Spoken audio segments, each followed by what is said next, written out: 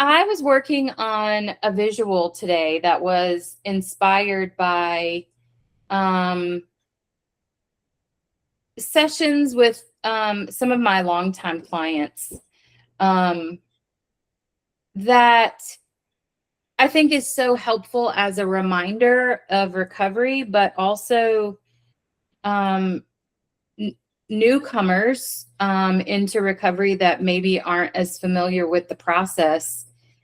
I know when I'm in my process, sometimes I need to be reminded that this is a thing. And it's not just recovery topics, it's backed by science. So I'm going to show a visual that I'm probably going to have to make this bigger so that you guys can actually see it. That I'm probably going to continue perfecting because that's what I do. But I make visuals, one, to support my process and kind of how I look at things, two, to teach it and help my team learn it, and then three, whatever we do as a team is what we use for you guys. And most of you already know that because you've seen most of this. So I'm going to share a visual that I've been working on as I talk about it, and maybe it'll speak into where some of you are in your process, or what your process has looked like over time.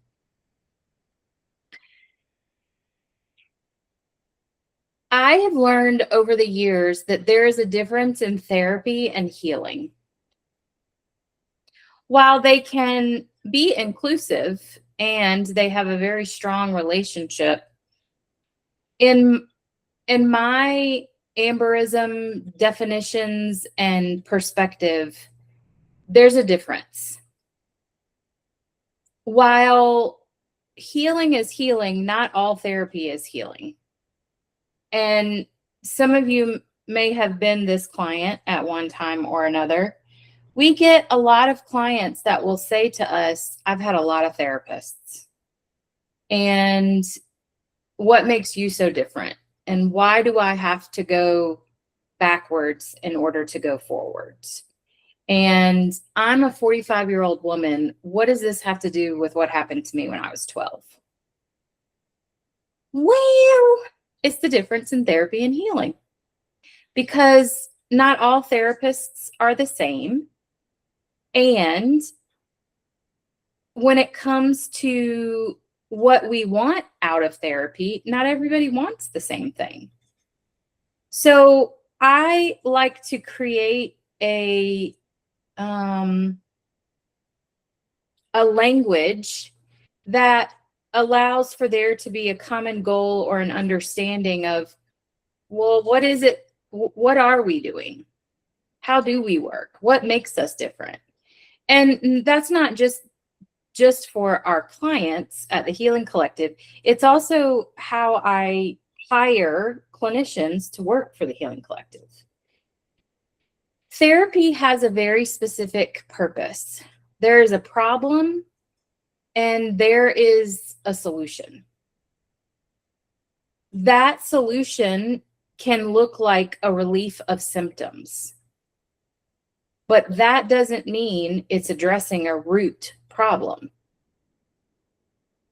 Therapy, by broad standards, supports us in stabilizing a crisis.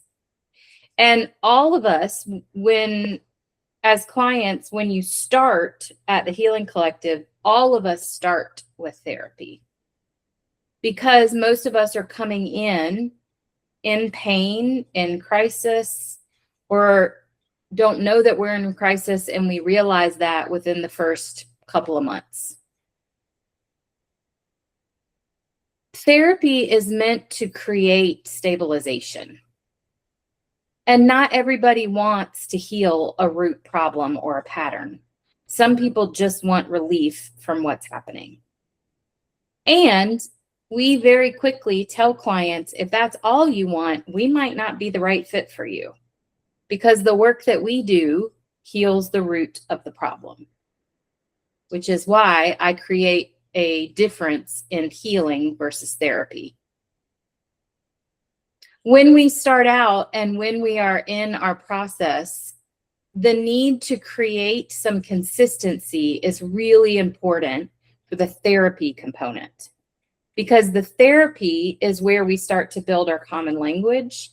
It's where we start to build the foundation of safety. It's where we start to build this level of awareness of, oh, I am my own person.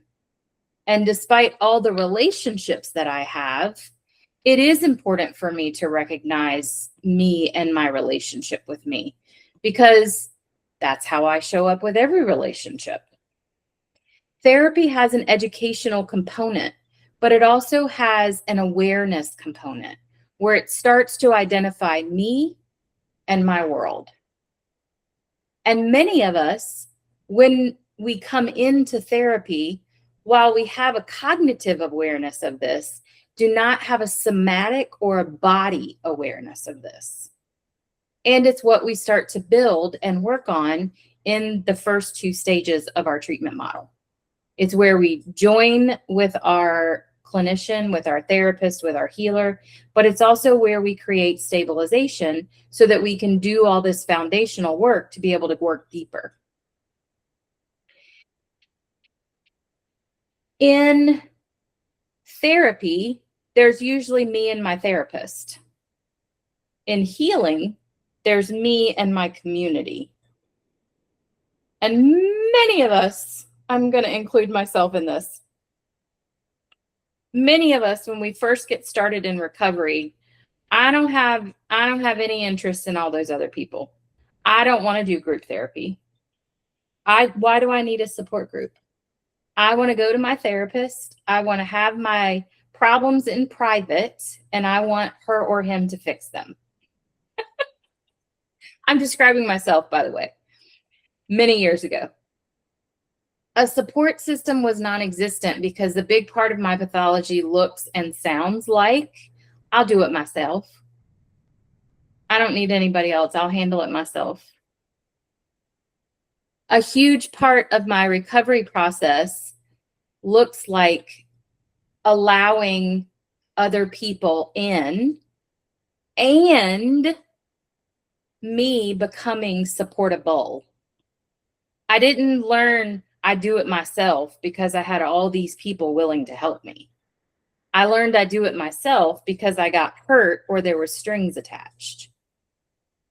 So when it comes to therapy versus healing, therapy oftentimes out in our world and in our culture just looks like me and one person.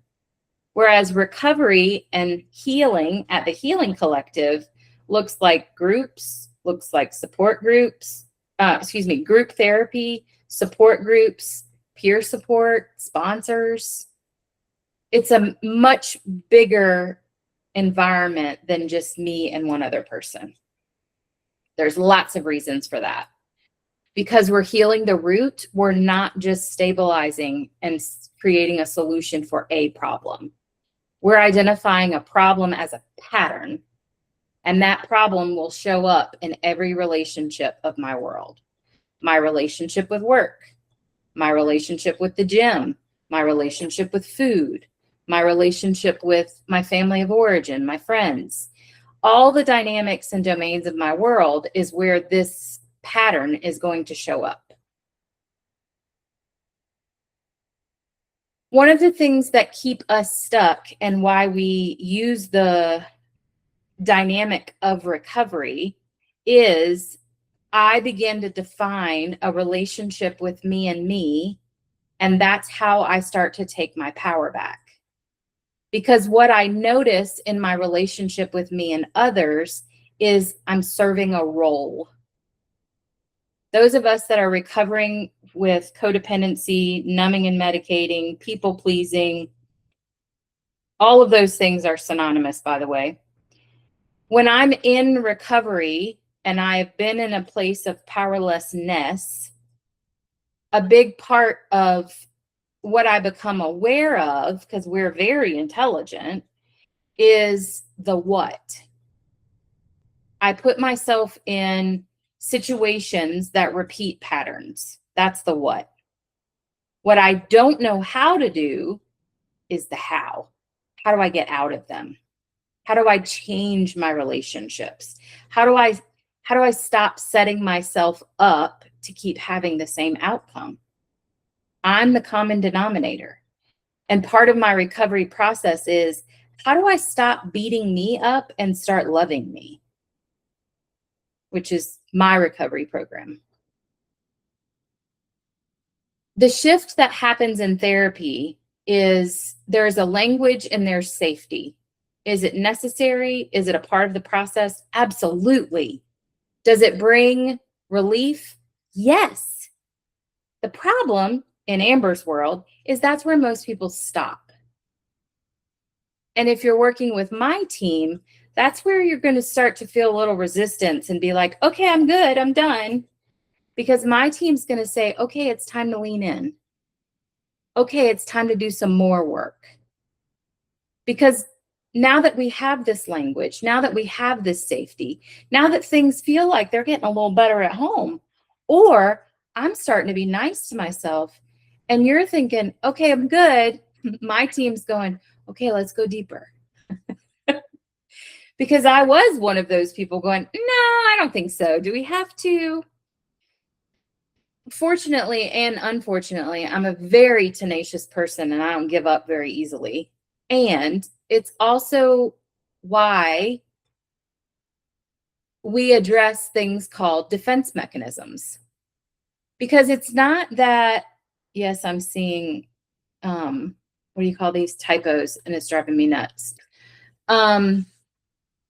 It's not because we didn't create relief. We did. We created awareness. We made some behavior changes. The problem or the challenge that happens when we stop is the behavior typically doesn't become permanent or a new pattern. And what happens when we lean in to do healing rather than just stabilization is now that dynamic of recovery becomes applicable to every relationship in my world. What I learn in an NA meeting all of a sudden now becomes applicable to what I learn in a CODA meeting. What I learn in an ACA meeting now all of a sudden is becoming applicable to what I learn in an OA meeting. There is a phrase or a belief in a 12-step program that once you get into a level of emotional sobriety, you can go to any 12-step meeting that exists and get something that you need out of it. There's a reason for that. It's because of the common language. It's because what I learn about alcohol, or what I learn about food, or what I learn about relationships, like, spoiler alert, it's not magic. It's what we deserved to begin with, and we never got. And that dynamic and that language, now I can apply to everything. But without healing the root, I don't receive the support. I don't receive the accountability. I don't receive the healthy conflict to say, Am, you deserve more than that. What are you doing? Because rarely do I let others down. Frequently do I let me down. So when it comes to therapy and healing, my intention of developing this discrepancy isn't necessarily to prove to other people. It's absolutely to be able to say to me, when I have 20 years of recovery and I got to go back and do some more daddy work or some more mommy work, I'm like, fuck, I don't want to, because something has happened in my life that has stirred up a problem that is really old, and I'm in a crisis, so that with my therapist, I'm back to stabilization. And she says, yes, we will do some healing, but we got to stabilize first, Amber. We are no different because of the number of years we have in recovery. When there is a level of a wound that has yet to be healed, that is wounded again, I deserve my process again. And so I don't get to bypass those steps. Sometimes I have to restart them, which is why if you've ever done a 12-step program and you do all 12, you're probably going to hear, okay, do them again, because the person I am when I finish them is not the person I was when I started them. It's the process, it's the dynamic of recovery that allows for us to do the deeper work. And we keep leaning in. There is no finish line, but there is a lot of relief that happens throughout the process.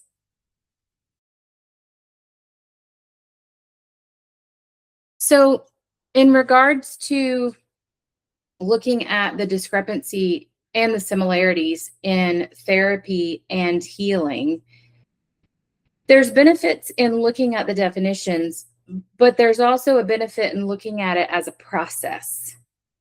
Therapy is a part of the healing process.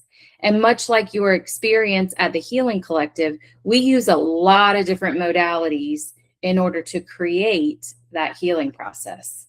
You may be doing an empty chair or a role reversal in one session. You may be journaling in another. You may use oracle cards or Reiki healing in another one. And the reason for that is because,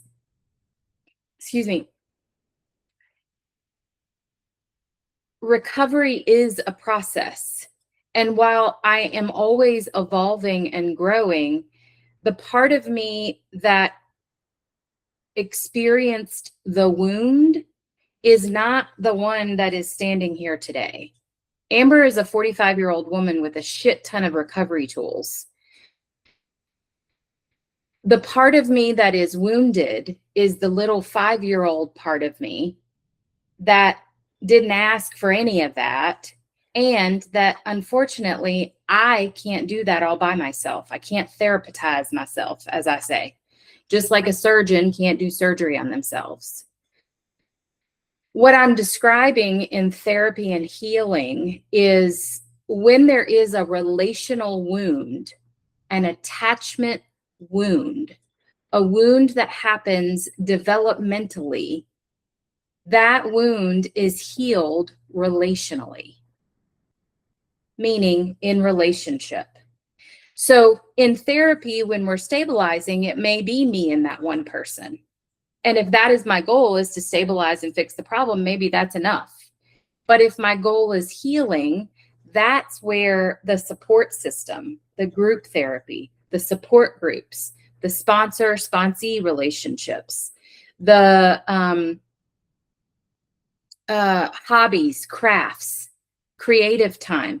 That's where all of that comes into play, because the point of our brain that is healing is what is accessed. Is that a word? Is what's accessed? Okay, I'm making it one now. We access that part of our brain when we are healing relationally. So it is all science. It is all a tool. But what I want you to take away from the similarities, the differences, is therapy is in healing and it is a process. But I think what our culture really struggles with is there's this idea that therapy fixes a problem, and I'm not a problem. There may be some things that I had to live through, but I'm not a problem to fix. And we deserve therapy and healing. I don't have to earn it. I didn't do something wrong in order to get it. And so the offering of the tool is around being able to access and have resources to learn reparenting. Because as long as that wound is unhealed, I'm going to keep repeating the patterns. And it's going to show up in all my relationships, not just in one. So I hope this was helpful for you guys. I hope it spoke to a part of your recovery